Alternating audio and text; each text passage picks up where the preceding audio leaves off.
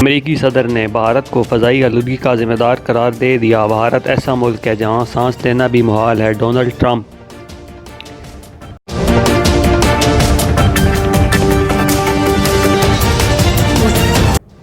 بھارتی عدالت نے دلی میں مسلمانوں کے قتل عام کو تقسیم کے بعد بدترین فسادات قرار دے دیا۔ یہ فسادات بھارت کے لیے ایک ناسور ہیں۔ ان فسادات میں 47 افراد جاں بحق ہوئے۔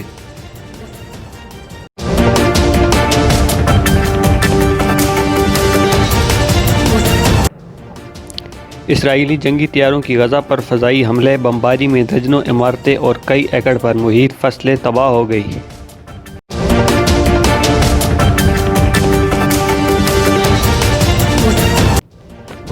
نواز شریف 15 جنوری تک پاکستان کی جیل میں ہوں گے۔ حکومت جنوری میں جائے گی مگر 2028۔ وفاقی وزیر اطلاعات شبلی فراز۔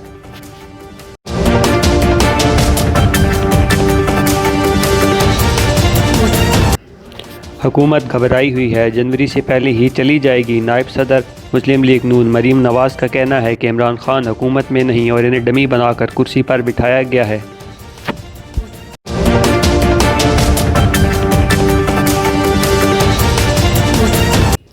ملک میں کورونا کے 736 نئے کیسز رپورٹ۔ ملک میں فعال کیسز کی تعداد 9855 ہو گئی۔ 13 افراد جاں بحق: NCO۔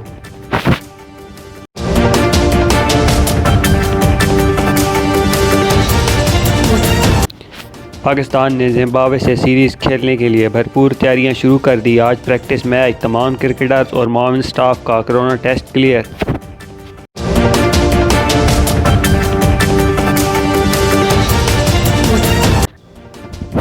بے روزگار کرکٹرز کا مقدمہ لڑنا اظہر علی کو مہنگا پڑ گیا۔ بے روزگار کرکٹرز کا مقدمہ لی، وزیر اعظم سے ملاقات، ٹیسٹ کپتانی خطرے میں پڑ گئی۔